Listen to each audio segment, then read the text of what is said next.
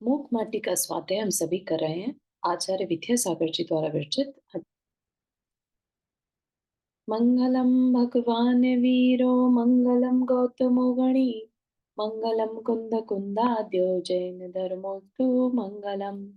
नमो हरिहंताणम नमो सेताणम नमो आयर्याणम नमो उवज्जायाणम नमो लोये सवसाहुणम। पंच परमेष्ठी भगवान की जय। अगले 45 मिनट के लिए सभी प्रकार के पापों का त्याग करके सभी नववर्णों में मंत्र पढ़ ले।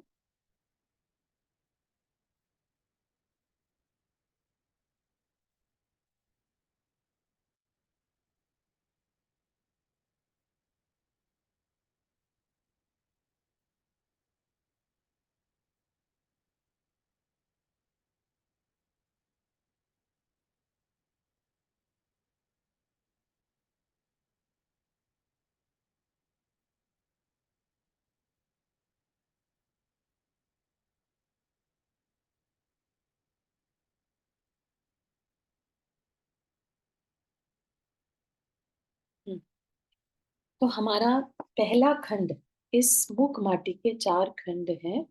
तो पहला खंड हमारा कंप्लीट हुआ था, अम, जिसमें कि हमने देखा था कि किस तरह से माटी चाहती है कि उसका कल्याण हो, है ना।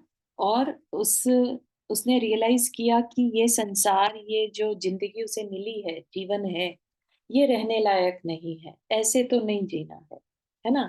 सब मुझे पैरों से कुचल कर चले जाएं, ये दुखमय जीवन कब तक और सहती रहूंगी। ऐसा उसके भाव आए थे। तो उसने डिसाइड किया, तो उसने जो धरती माँ है ना, धारिणी, जैसे कि धैर्यवान जो है, उनसे संबोधन प्राप्त किया कि माँ मुझे मार्ग बताओ, है ना। तब उन्होंने कहा कि जब तुम्हें आस्था हो ही गई है ना, कि जो पर्याय हैं ये सब बदलती रहती है, परिवर्तन होता है इनमें, और जो सत्ता है वो शाश्वत होती है। तो ये चीज उन्हें धरती माँ ने माटी को बताई, और उस पर विश्वास करके उन्होंने माटी ने अपने आप के जीवन को ऊंचा उठाने की सोची। तो धरती माँ ने कहा कि कल सुबह जो है शिल्पी आएगा और वो तुम्हारा कल्याण कर देगा। बस तुम्हें अपनी तरफ से कुछ नहीं करना है। तुम्हें जो करना है वो सिर्फ अपना समर्पण करना है। ठीक है, बाकी का सारा परिश्रम जो है वो शिल्पी करेगा। ठीक है, तो वो जो करता जा रहा है वो सब तुम्हें सहना होगा। ठीक। तो शिल्पी आता है और उसके ऊपर कुदाली भी पड़ती है, तो उसको दुख दर्द होता है, लेकिन फिर भी वो कुछ नहीं कहती, है ना। क्योंकि उसको क्या कहा गया है कि तुम्हें समर्पण दिखाना होगा।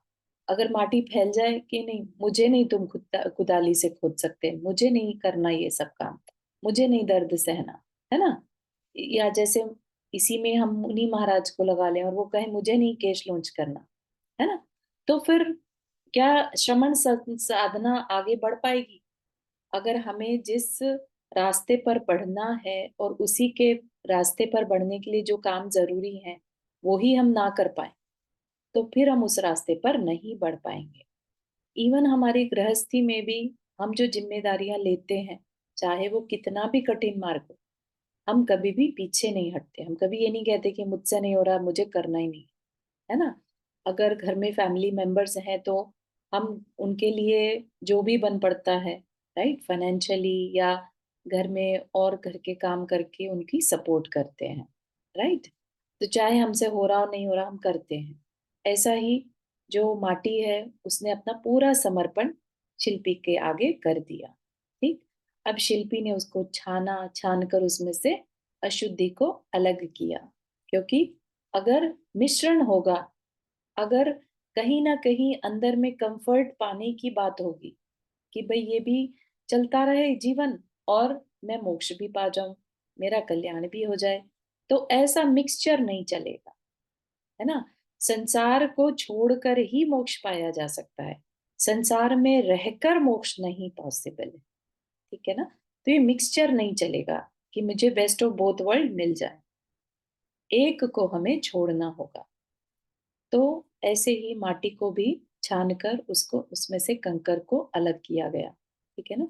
फिर जो कंकर का संवाद था वो चला, वो देखा हमने। उसके बाद पानी निकालने का इंसिडेंट देखा हमने, किस तरह से गाँठ को खोला गया, क्यों खोला गया, ताकि जीवों का की रक्षा हो सके, है ना? फिर पानी जब बाहर निकाला, किसके लिए निकाला? तो माटी को फुलाने के लिए निकाला, है ना?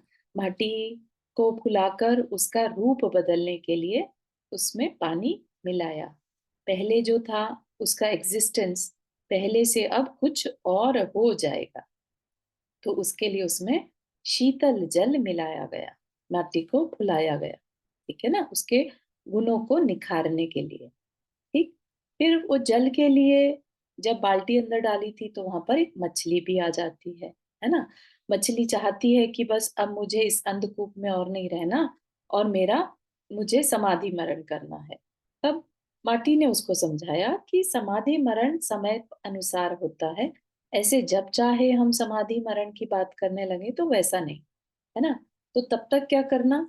तो समता की साधना करना, ठीक है? पाप से बचना। बाकी जो मछलियां हैं, अगर वो गलत करती हैं तो भी उनकी तरह से मत हो जाना, है ना? तो छली मत बनना, ऐसा कहा गया था, राइट? तो हमें अपने अंदर झांक कर देखना है, सरलता होना हमारे अंदर जरूरी है। समाधि मरण अपने आप ही हो जाएगा। भाव संभालने, जीवन भर पर्यंत भाव संभालें तो हमारा मरण जो है समाधि पूर्वक हो जाएगा, ठीक है? तो ये यहाँ तक हमने देखा था। और फिर जो शिल्पी हैं उन्होंने बाल्टी में मछली को वापस से डालकर और सुरक्षित वापस से पहुंचा दिया, ठीक? और दया विशुद्धो धम्मों की ध्वनि एक बार फिर से गूंजने लगती है। दया से विशुद्ध ही धर्म होता है। जहां दया नहीं है वहां धर्म भी नहीं है, ठीक? अब हमारा दूसरा खंड शुरू होता है। क्या है? लो, अब शिल्पी कुमकुम समृदु माटी में मात्रानुकूल मिलाता है छना निर्मल जल। नूतन प्राण फूंक रहा है माटी के जीवन में, करुणामय कण कण में, ठीक? ये बात वैसे तो पढ़ने मात्र से ही समझ में आ रही है कि अब शिल्पी कुमकुम सम, कुमकुम होता है सिंदूर को कहते हैं, ठीक है? सिंदूर कभी हाथ लगा के देखो, अगर अगर किसी ने देखा हो तो बहुत बहुत मुलायम टाइप का होता है, ठीक है? मुल्तानी मिट्टी भी सुना होगा, उसको भी छुओ। एक होती है मिट्टी, बहुत सॉफ्ट मिट्टी चाहिए रहती है। कुम्हार जो होता है वो बहुत सॉफ्ट मिट्टी को लेकर फिर अपने जो ये घड़े वगैरह बनाता है, तो बहुत सॉफ्ट मिट्टी से, है ना? तो क्या कहा? कुमकुम समृदु माटी, मात्रानुकूल मिलाता है छना निर्मल जल। मात्रानुकूल मतलब नाप तोल कर, ऐसा नहीं कि बहुत ही उसे पतला कर दे कि उसका लौंदा भी ना बने, है ना? तो उसमें देख कर फिर नूतन प्राण फूक रहा है माटी के जीवन में, करुणामय कण कण में, ठीक? तो पानी डलने के बाद ही माटी का रूप बदलेगा, उसका आकार प्रकार बदल जाएगा। अब वो पहले वाली माटी नहीं रहेगी, पद दलिता माटी नहीं रहेगी, है ना? तो नया प्राण, नए प्राण फूक रहा है। अलगाव से लगाव की ओर एकीकरण का आविर्भाव और फूल रही है माटी।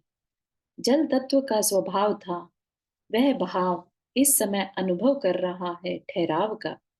माटी के प्राणों में जा पानी ने वहां नव प्राण पाए हैं। ज्ञानी के पदों में जा अज्ञानी ने जहां नव ज्ञान पाया है। अस्थिर को स्थिरता मिली, अचिर को चिरता मिली, नव नूतन परिवर्तन। तो क्या कह रहे हैं? अलगाव से लगाव की ओर।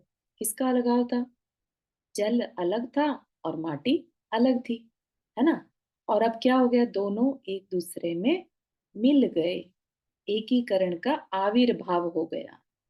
तो दोनों का एकता हो गई, ठीक है ना? तो अलगाव से लगाव की ओर।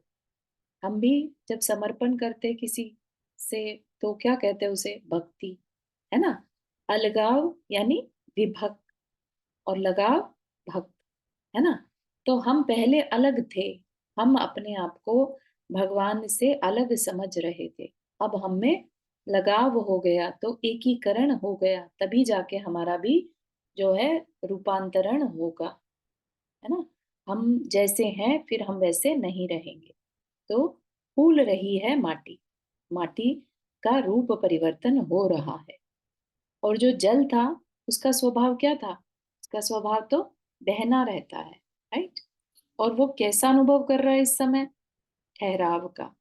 क्योंकि जल अगर किसी पॉट में डाल दिया जाए या किसी हम आटा भी गूंथते हैं जैसे, है ना, तो उसमें भी जब पानी डाला जाता है, जल डाला जाता है, तो वो वहीं का वहीं रहता है, बहता नहीं है ना?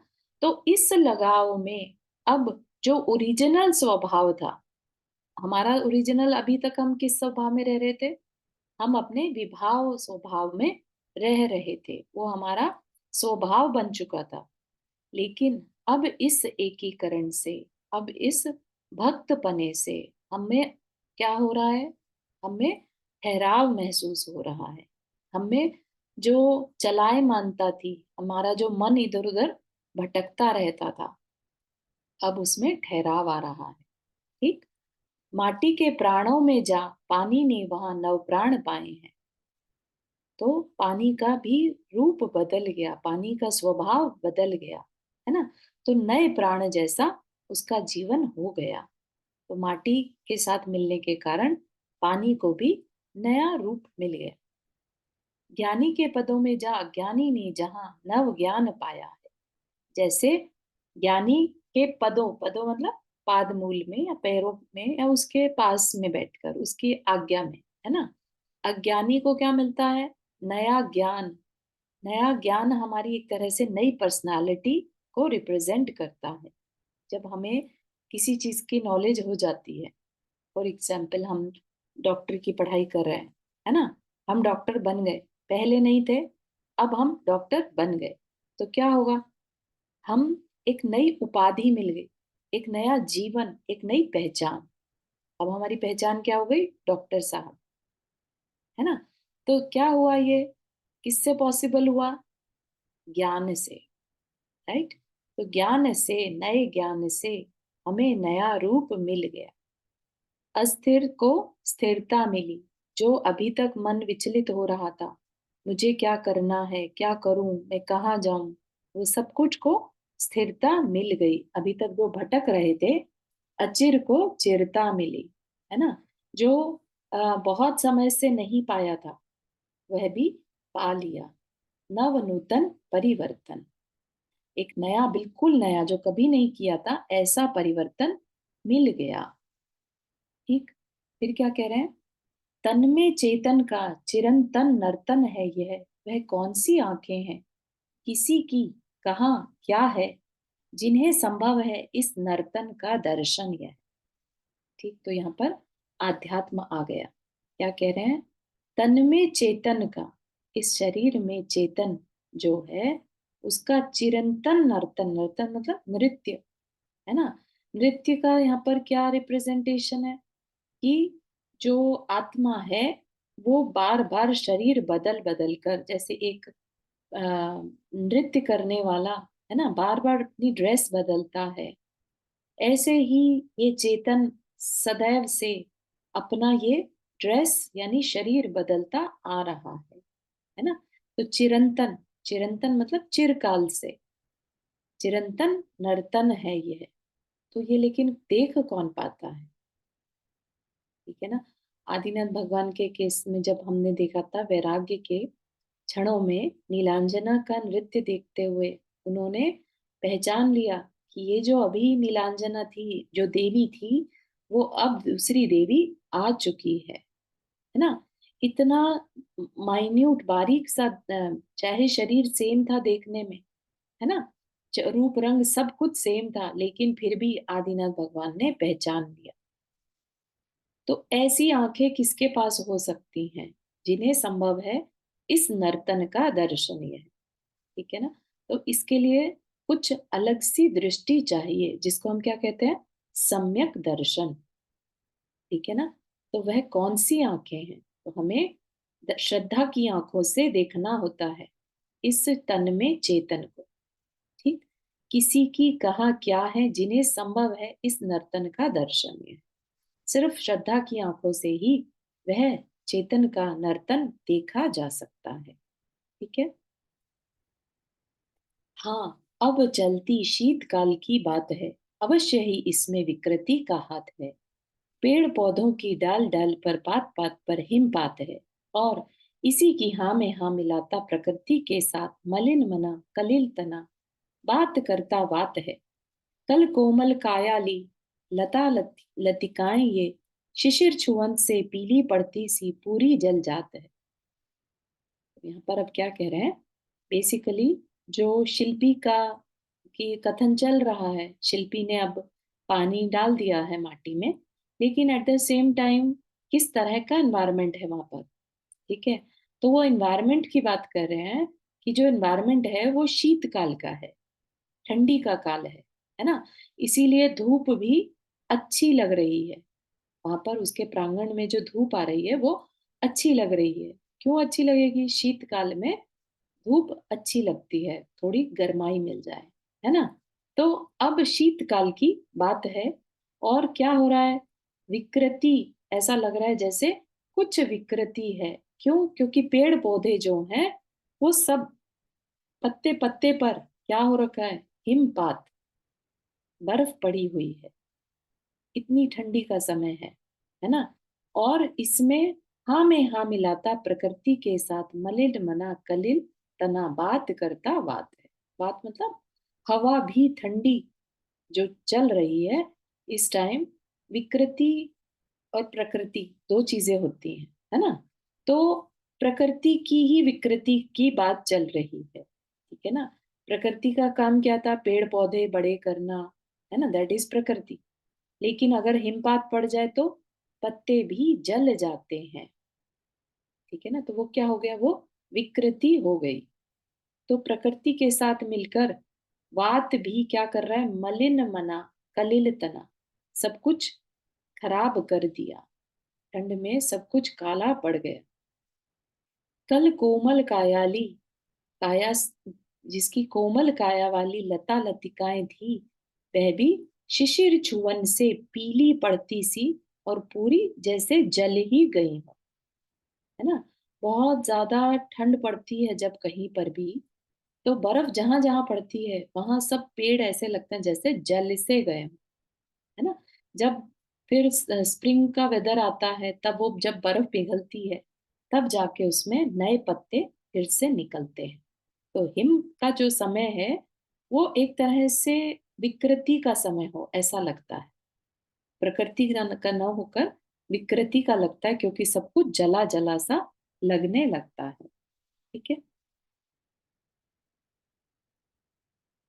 कंपन के परिचय से परिचित सबके गात हैं, पर अनुकंपा से भरा उर किसका है, कौन है वह, कहाँ उसकी कृपा कब होती है, वसुधा पर वरीयसी अनुकंपा की बरसात है। अब यहाँ पर क्या कह रहे हैं, ठंड होती है जब, तब सभी को कंपकपी चढ़ती, ठीक है। तो उस कंपकपी के परिचय से परिचित सबके गात हैं, गात मतलब शरीर, सभी के शरीर उस समय कपकपा रहे होते हैं, सभी उस कंपन से परिचित हैं। पर अनुकंपा से भरा उर किसका है, उर मतलब हृदय, अनुकंपा मतलब वह भी एक प्रकार का कंपन है, लेकिन कैसा कंपन, अनुकंपन, है ना। जो दूसरे के अंदर घटित हो रहा है वैसा ही फीलिंग अपने अंदर भी घटित हो, जैसा दुख दूसरे को हो रहा है उसके दुख को फील करना, एम्पैथी कंपैशन जिसे कहते हैं। तो कह रहे हैं कि ऐसा शीत ऋतु वाला तो सबको परिचित है, लेकिन अनुकंपा से भरा हृदय किसका है, कौन है वह, बहुत दुर्लभ निराले ही होते हैं, है ना। उसकी कृपा कब होती है, जब अनुकंपा होती है तभी दूसरे का कल्याण हो पाता है। अभी जो शिल्पी कर रहा है माटी के ऊपर, एक तरह से अनुकंपा कर रहा है ना। तो ऐसे ही नॉर्मल कंपन से तो सब परिचित है, लेकिन अनुकंपा किसी किसी के पास होती है, और वह कब कही जाती है, जब वसुधा पर, वसुधा मतलब इस पृथ्वी पर, वरीयसी अनुकंपा की बरसात है। मतलब अम, वसुधा, वसुधैव कुटुंबकम, पहले भी ये बात एक बार मेंशन की गई है ना। वसुधैव कुटुंबकम में क्या है? अनुकंपा ही तो है। जब हम सारे आ, वसुधा को कुटुंब मानने लगते हैं, है ना? वसुधा पर वरीयसी मतलब अच्छा, अच्छा लगना, है ना? कब होगा? जब अनुकंपा की बरसात होती है, यानी सब जगह मैत्री का भाव होता है। ठीक है ना? मैत्री अ, जो है एक उत्कृष्ट भावना है ना? मैत्री में हमें दूसरे के साथ हार्मनी की फीलिंग आती है। तो वसुधा कब सुपीरियर कहलाती है? जब वसुधा मतलब पृथ्वी, है ना? उस पर कब होगी अनुकंपा? जब सब के अंदर मैत्री का भाव होगा। ठीक है ना? तो ये बात यहाँ पर कहना चाह रहे हैं कि कंपन होना कोई बड़ी बात नहीं है, लेकिन अनुकंपन होना दुर्लभता है। ठीक।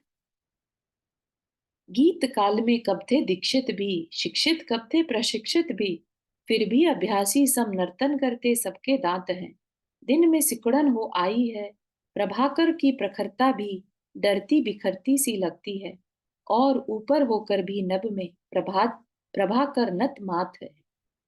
तो अब क्या कह रहे हैं? उसी कंपन को कंटिन्यू कर रहे हैं। तो आप भी लोग याद रख करिए कि जब ठंड होती है तो कई बार इवन दांत कटकटाने लगते हैं। तो दांतों के कटकटाने को क्या कह रहे हैं?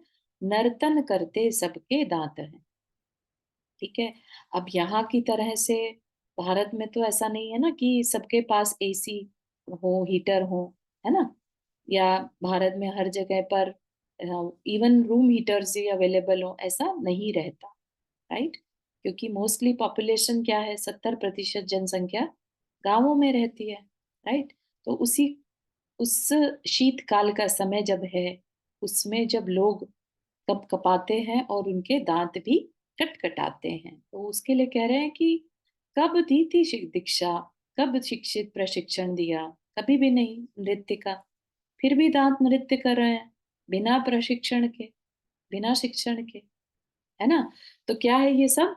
ये सब गीत काल, या ये कह लीजिए कि ऐसा शीतकाल में पॉसिबल होता है जब बिना शिक्षा बिना प्रशिक्षण के दांत का नृत्य करने लगते हैं। ठीक। और क्या? दिनों में सिकुड़न हो आई है। तो बहुत ही सुंदर शीतकाल का, दिन का एक्सप्लेनेशन दिया हुआ है। पहले तो क्या कह दिया कि सब तरफ एकदम ऐसा लग रहा है, सब प्रकृति जैसे जल गई है। ठीक। अब दिन में सिकुड़न हो आई है। तो कभी देखा होगा दिन छोटे हो जाते हैं विंटर्स में, है ना? तो दिन सिकुड़ गया हो ऐसा लग रहा। और प्रभाकर की प्रखरता भी डरती बिखरती सी लगती है। प्रभाकर मतलब सूर्य। सूर्य के प्रभाव में भी, उसकी प्रभा में वो तेजी नहीं रहती। भले ही वो अपनी तरफ से पूरा चमक रहा है, लेकिन ऐसा लग रहा है जैसे वो किसी से डर रहा हो। अपना हाँ पूरा चारू, एक सेकंड, एक चीज पूछनी थी जैजमीन। जी जी। जैसे सिकुड़न और ये सब चीजें बताई, हम्म। तो चीजें तो ठीक है कि भाव पता लग रहे हैं इसके, लेकिन हम लोगों के इसको कैसे ले, हम लोगों के अपने अंदर इस चीज को कैसे ले, इस चीज में हाँ कैसे उतारें, किस चीज से? हाँ, वो ठीक है। जहां जहां हमें देखना है, जैसे पहले के उसमें, राइट, यहाँ पर अनुकंपा की बरसात है तो हमें मैत्री हाँ की बात कही गई है ना, तो हाँ, हम यहाँ तो उससे ठीक सीख। है, हाँ। हाँ, तो लेकिन ईच जैसे एंड एवरी, म्यूजिक। नहीं ऐसा नहीं है आंटी कि हर जगह पर हम सीखें, हम अच्छा। जगह देखें कि ओके। प्रकृति को हम किस तरह से ऑब्जर्व कर सकते हैं। ओके। ओके। हाँ, ओके। तो वो ओके, भी थैंक हमारे यू। अंदर रहे। ठीक है, ओके, थैंक यू। हाँ, तो कवि ने इतनी क्लोजली उस प्रकृति को ऑब्जर्व करके और उसको लिखा है एक काव्य के रूप में, है ना? ठीक है, नहीं ये चीज बहुत अच्छी है, पढ़ने में बड़ा मजा आ रहा है। हाँ, लेकिन कई बार ना, जैसे मैं हर चीज को अपने अंदर उतारने की सोच रही हूँ कि मैं अपने कुछ आप को कैसे उसको लूं हाँ चीज को। हाँ, तो इसलिए मैंने पूछा कि कुछ समझ अंडरस्टैंड, में। नहीं नहीं, बहुत अच्छा है। तो कई बार हम भी क्या करते हैं, प्रकृति में जब कोई तकलीफ आती है तो हम भी कुछ चीजें बिना किसी शिक्षण प्रशिक्षण के कर डालते हैं, है ना? हम्म। तो आप यहाँ पर उस चीज को ले सकते हैं। Okay. Okay. Okay, thank you. हाँ। दिन छोटा हो गया है, प्रभाकर की प्रखरता भी कमजोर पड़ गई है और ऊपर होकर भी नभ में प्रभाकर नत माथ है। तो भले ही वो ऊपर है लेकिन फिर भी उसकी उतनी आभा नहीं होने से ऐसा लग रहा है वैसे वो झुका हुआ सा हो, है ना? तो उतनी हीट, उतनी गर्मी नहीं दे पा रहा है। ठीक? जहां कहीं भी देखा मही में महिमा हिम की महकी, और आज घनी अली गुणहनी शनि की खनी सी, भय मद सी अग की जनी, दुगनी हो गई आई रात है। आखिर अखर रहा है यह शिशिर सबको, पर क्या एक विशेष बात है कि। तो अगेन उसको कंटिन्यू करते हुए, ठंड की महिमा को कंटिन्यू करते हुए क्या कह रहे हैं, जहां कहीं भी देखा चारों तरफ नजर दौड़ाओ, तो मही मतलब पृथ्वी, पृथ्वी में महिमा किसकी है, हिम की महकी, हिम ही हिम यानी बर्फ ही बर्फ दिख रही है। और आज जो रात का समय है उसमें भी घनी, अली, अली होता है भौरा, है ना, अली गुण यानी भौरे का रंग, काला बिल्कुल, और शनि की खनी सी, शनि भी क्या है, शनि का रंग भी काला कहा जाता है। भय मद सी, भय अहंकार से भरी, अग की जनी, अग मतलब पाप। तो रात्रि में जब इस तरह का रात का घना अंधेरा हो तभी पाप पॉसिबल होते हैं। तो ऐसी अग की जनी कौन है, दुगनी हो आई रात है। और वैसी रात जो है अब डबल लंबाई या समय की कह लीजिए दुगनी हो गई, है ना। समय, दिन का दिन तो छोटे हो जाते हैं और रात लंबी हो जाती। ठीक। तो यहाँ पर ये कहना चाह रहे हैं, लेकिन जो ये शिशिर है, ठंड की ऋतु है, ये सबको अखर तो रही है, किसी को भी अच्छी नहीं लगती, लेकिन यहाँ पर क्या विशेष है, एक कुछ विशेष है। वो क्या है, शिल्पी की वह सहज रूप से कटती सी रात है, एक पतली सी सूती चादर भर उसके अंग पर है, और वह पर्याप्त है उसे, शीत का विकल्प समाप्त है। वो शिल्पी जो अपने प्रांगण में, है ना, और उसको कोई मतलब नहीं है यहाँ पर ठंड पड़ रही है कि गर्मी पड़ रही है ना, वो अपनी एक पतली सी सूती चादर अपने ऊपर डालकर, तान कर, और बहुत सहज रूप से रात काट रहा है। और उसकी वजह से उसने अपने अंदर के शीत के विकल्प को समाप्त कर दिया। यहाँ पर क्या लेना, जो गुरु है ना, शिल्पी यहाँ पर रिप्रेजेंट किसे करते हैं, गुरु को, राइट। गुरु क्या करते हैं, जो दिगंबर गुरु हैं, कोई कपड़ा नहीं है उनके पास, रात कैसे काटते हैं, वहां भी शीत ऋतु तो पड़ती है ना, राइट। कोई मतलब नहीं है, उन्होंने उसी शीत ऋतु को जीत लिया है, राइट। एकदम खुले में, है ना, खुले में कहिए या बिना कुछ ऊपर डाले, हम तो क्या मोटे मोटे कंफर्टर्स लेकर, ब्लैंकेट्स लेकर पड़ जाते हैं, राइट। ऐसे में सोचिए, अगर आपको बिना किसी हीटर के, बिना किसी कंट्रोल्ड एनवायरनमेंट के रूम में एक चादर देकर, या बिना चादर के, कपड़ों समेत ही भले ही बिना चादर के सोने के लिए कह दिया जाए विंटर्स में, है ना, तो हमारी क्या हालत होगी, है ना। तो हम हमने अपने संकल्प विकल्प जो है अपने खुद क्रिएट किए हुए हैं, आदतें खराब कर करके, अपने अंदर की सहनशीलता को खत्म करके। यहाँ पर शिल्पी जो है सहज रूप से, सहज, बिल्कुल सहज, कि ठीक है ठंड आई है तो ठंड सही, गर्मी आई तो गर्मी सही, है ना, उसको एक्सेप्ट कर रहा है। तो पहले तो समझा दिया कि किस तरह की ठंडी है, राइट। अब कह दिया कि शिल्पी जो है उस ठंडी रात को भी सहज रूप से काट लेता है। एक पतली सी सूती चादर, सूती शब्द क्यों लगाया होगा, क्योंकि वह शिल्पी कैसा है, अहिंसक है। ऐसा नहीं कि वो ऊन की बनी हुई कोई चीज को ओढ़कर अपनी ठंड मिटा ले, ठीक है ना। तो सूती चादर भर उसके अंग पर है कि कुछ भी हो जाए, मेरे द्वारा किसी जीव का तकलीफ नहीं होनी चाहिए, ऐसा वह शिल्पी। ठीक है, बात समझ में आ रही है?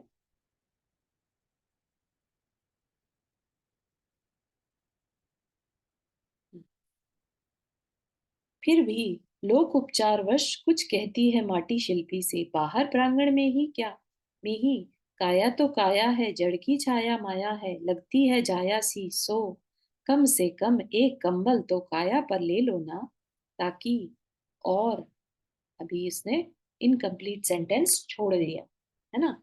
माटी क्या कहती है शिल्पी से, लोक उपचार से, कि भाई सभी एक दूसरे का ख्याल रखते हैं तो मैं भी उसका ख्याल रखूं, है ना। लोक उपचारवश कहती है कि बाहर प्रांगण से ही बोलती है शिल्पी को, वो अंदर सोया है ना, कि काया तो काया है, जड़ की छाया माया है, लगती है जायासी। जायासी मतलब अभी अभी, मतलब जिसने जो जन्म देती है ना, ऐसी जाया जो अभी अभी डिलीवरी के बाद कमजोर सी होती है ना। और क्या है कि काया तो काया है, जड़ है ना। तो उस काया के लिए, जो कमजोर सी काया है, उसके लिए कंबल तो ले लो, इतना वो लोक उपचारवश कहती है। तो उस पर शिल्पी क्या कहता है, फिर चुप हो जाती है माटी तुरंत ही, फिर शिल्पी से कुछ सुनती है वो, ठीक है, और कह के वो चुप हो जाती है। तो शिल्पी क्या कहता है, बहुत ही सुंदर, कम बल वाले ही कंबल वाले होते हैं और काम के दास होते हैं, हम बल वाले हैं, राम के दास होते हैं और राम के पास सोते हैं। कंबल का संबल आवश्यक नहीं हमें, सस्ती सूती चादर का ही आदर करते हम। दूसरी बात यह है कि गरम चरम वाले ही शीत धर्म से भयभीत होते हैं और नीत कर्म से विपरीत होते हैं। मेरी प्रकृति शीतशीला है और ऋतु की प्रकृति भी शीत झीला है। दोनों में साम्य है, तभी तो अबाधित यह चल रही अपनी नीत लीला है। थोड़ा लंबा सा हो गया, लेकिन यहाँ पर अब शिल्पी क्या कहता है, शिल्पी क्या कहता है, बहुत ही सुंदर समझने और अपने अंदर उतारने वाली है, कि कंबल कौन रखता है, कंबल का सहारा कौन लेता है, जो कमजोर हो, कम बल वाला हो और काम का दास हो। काम मतलब हमारी इच्छाएं, हमें ये मिल जाए, हमें ऐसा कंफर्टेबल, कंफर्ट जिसका होता है ना, इंद्रियों के दास, काम के दास मतलब इंद्रियों के दास। हमारी स्किन, हमारे शरीर को ठंड नहीं लगनी चाहिए, है ना। फिर जेन केन जैसे भी हो, कैसा भी, बस कंबल मिलना चाहिए। तो जो दास होगा वही काम की इच्छा, वो कंबल की इच्छा करेगा। तो कम बल वाले ही कंबल वाले होते हैं। देख रहे हैं आप शब्दों के जादूगर की कमाल, कितना सुंदर जोड़ा है यहाँ पर। काम के दास होते हैं, हम बल वाले हैं। जो लेबर क्लास होती है ना, उसको आप देखो, कभी भी रूखी सूखी रोटी खाकर भी पूरी मेहनत कर पाता है ना। और हम सब अपने न्यूट्रिशन के चक्करों में घूमते रहते हैं, और फिर भी हाय हाय चलती रहती है कि अरे हमसे तो ये हो नहीं रहा है ना। तो शिल्पी क्या कह रहा है, हम बल वाले हैं, राम के दास हैं। हम काम के दास नहीं, हम राम के दास हैं। दास तो हैं, लेकिन अभी काम की जगह क्या वर्ड, एक लेटर चेंज किया तो पूरा मीनिंग बदल गया। काम की जगह राम, राम के दास, तो राम के सेवक। राम यहाँ पर क्या मतलब, आप चाहे यहाँ पर पुरुषोत्तम राम ले लीजिए या भगवान ले लीजिए, है ना, जो आ, आगे चलकर सिद्ध हो गए, है ना।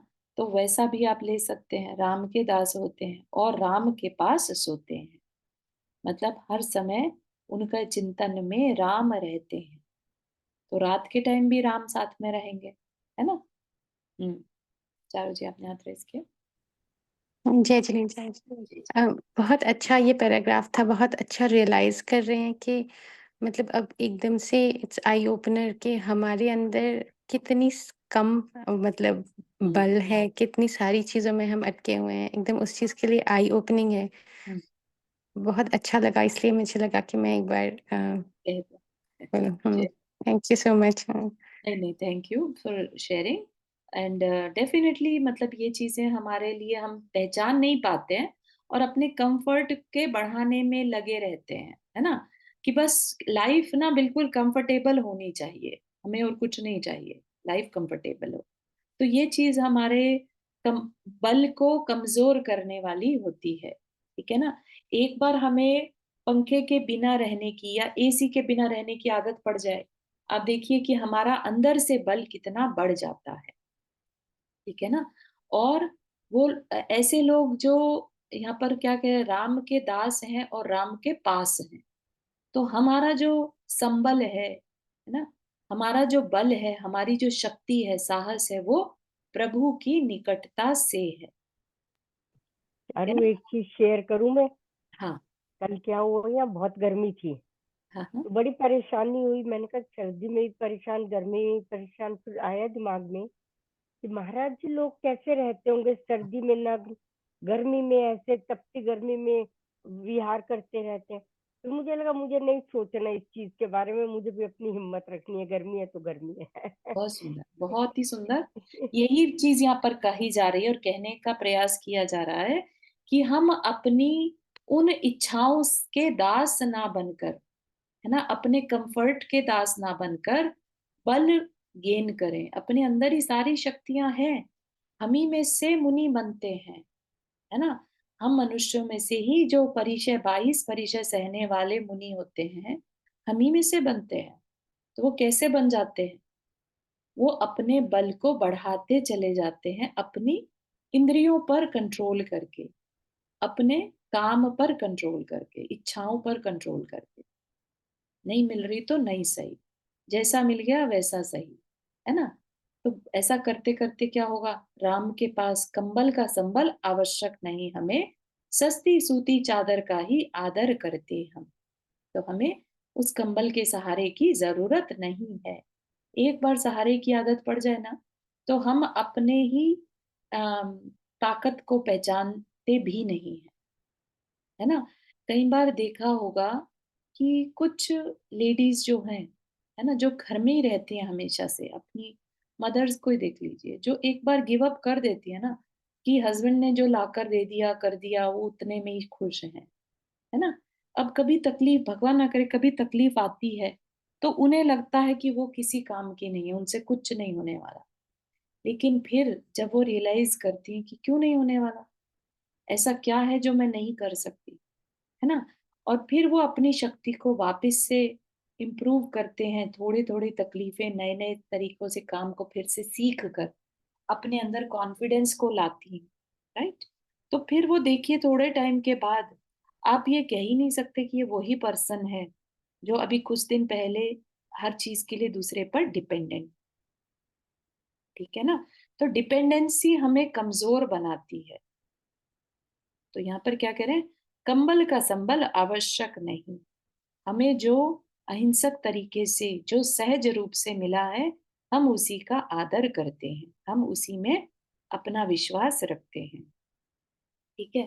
तो ये बहुत इम्पोर्टेंट चीज़ थी हमारे सीखने के लिए। और क्या कह रहे हैं? दूसरी बात, जो गरम चरम वाले ही शीत धर्म से भयभीत होते हैं। गरम चरम वाले से मतलब यहाँ पर कि जिनकी प्रकृति उष्ण हो, जो कषायों से भरे हों, है ना? जिनमें संयम का अभाव होगा, वही डरेगा शीत ऋतु से। ठीक है ना? एक तो जिसकी प्रकृति अंदर से गर्म है, उसको शीत से डर लगेगा। दूसरा जिसके अंदर कषाय है ना? वो अपने अंदर किसी भी तरह के कंट्रोल से डरता है, क्योंकि वो चाहता ही नहीं है अपने ऊपर कंट्रोल करना। ठीक है ना? तो यहाँ पर वो क्या कह रहा है? मेरी प्रकृति कैसी है? शीतशीला है। शीतशीला मतलब मेरी प्रकृति तो शीतल है, ठंडी है, शांत है ना? मेरी प्रकृति गर्म नहीं है, तो मुझे क्यों डरना है शीत से, है ना? ऋतु की प्रकृति भी शीत है, मेरी प्रकृति भी शीत है। हम दोनों में साम्य है। ठीक है, बात समझ में आ रही है? बाहर में भी ठंडी है, अंदर में भी मैं बिल्कुल शांत हूँ, ठंडा हूँ। मुझे कुछ फ़र्क ही नहीं पड़ रहा है ना? तो इसलिए हमारी जो यात्रा है, वो बिल्कुल अबाधित, बिल्कुल सहज चलती चली जा रही है। मीत लीला है, जैसे एक-दूसरे से हम सहज ही मिलकर चल रहे हों। मुझे ऋतु से मुझे जो शीत ऋतु है उससे कोई शिकायत नहीं है। मुझे वो कोई तकलीफ नहीं दे रही है और ना मुझसे उसकी तकलीफ कहीं से भी फ़ील हो रही, है ना? एक तो है कि वो देना चाहे और हमें हो नहीं रही है, और एक है कि वो दे ही नहीं रही है और ना मुझे हो रही है। क्योंकि दोनों का जो नेचर है, वो एक-दूसरे के जैसा है, शीत-शीत। विपरीत प्रकृति होती, तो शायद तकलीफ होती, ठीक है ना? नीत मतलब नम्रता, झुकना। अकड़े हुए जो होते हैं ना लोग, "अरे! मैं कैसे ठंड में रहूँ? मैं कैसे झुकूँ?" है ना? उनको तकलीफ ज़्यादा होती है, ठीक है? बात समझ में आ रही है?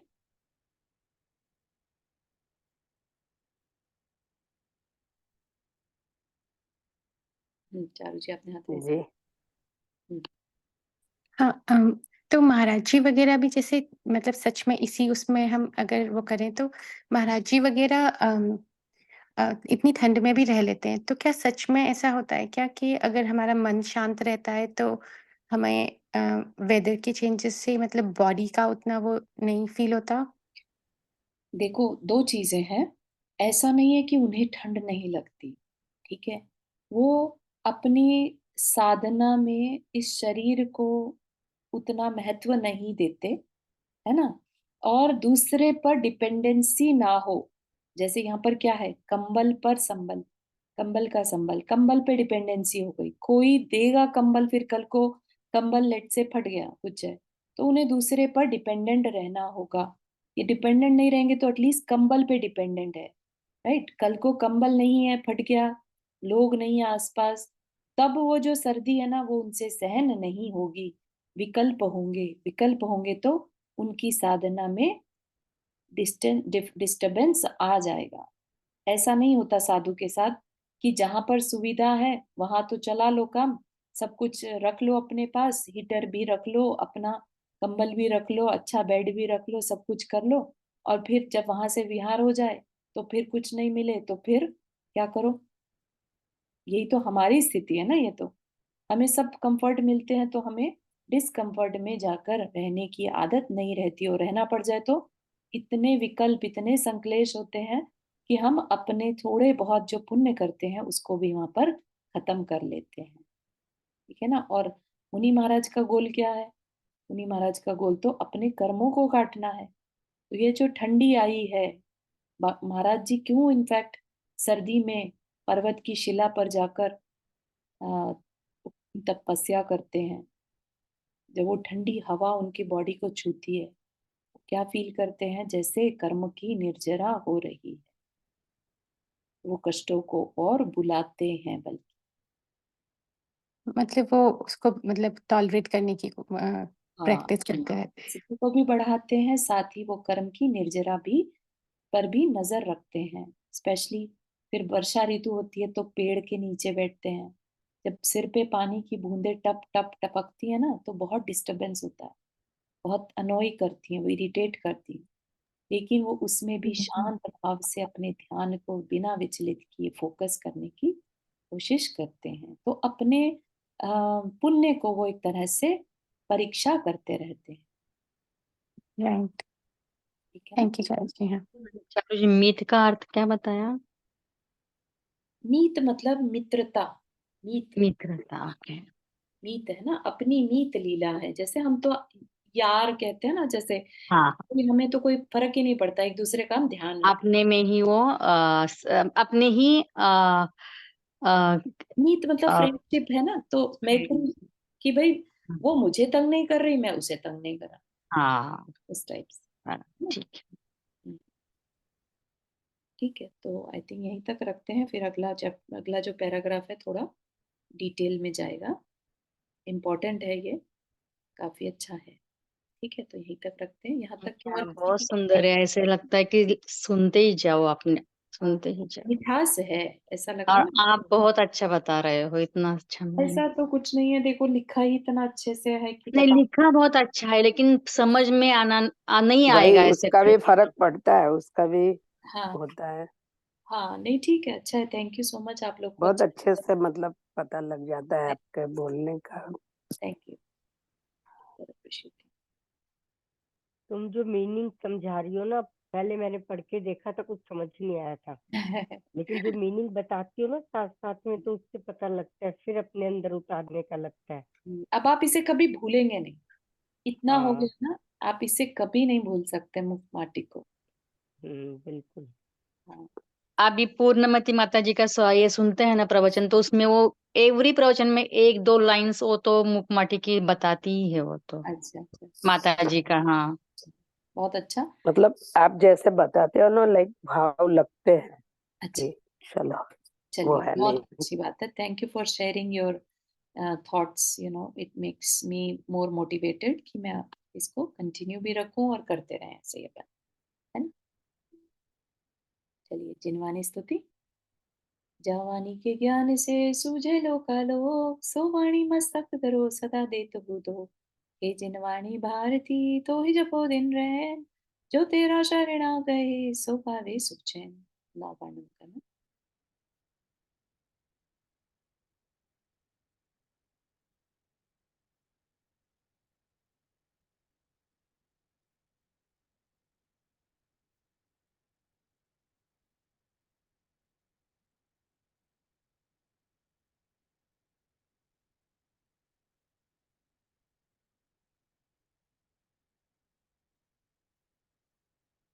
सभी को जय जिनेन्द्र।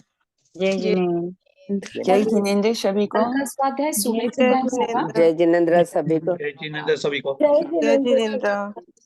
चारू जी, जी। कल का अगर नहीं आ सके मंदिर तो ऑनलाइन होगा ना? हाँ लिंक हाँ हाँ, जूम से है ना? होगा। लिंक भेजेंगे ना आप? हाँ जी, यही सेम ठीक। लिंक रहेगा एक्चुअली, 10:30 पे ज्वाइन करिए। हाँ, 10:30 पे ज्वाइन कर लेंगे, ठीक है। पहले भक्तामर करते हैं, देन 10:30 से स्वाध्याय करते हैं, तो किसी को चालू भक्तामर कर में देते आप। ज्वाइन करना है तो 10:15 से कर सकते हैं। हाँ, वो मैं तो स्लाइड में पिछले देखा इसलिए। ऑल राइट, ठीक। जय जय।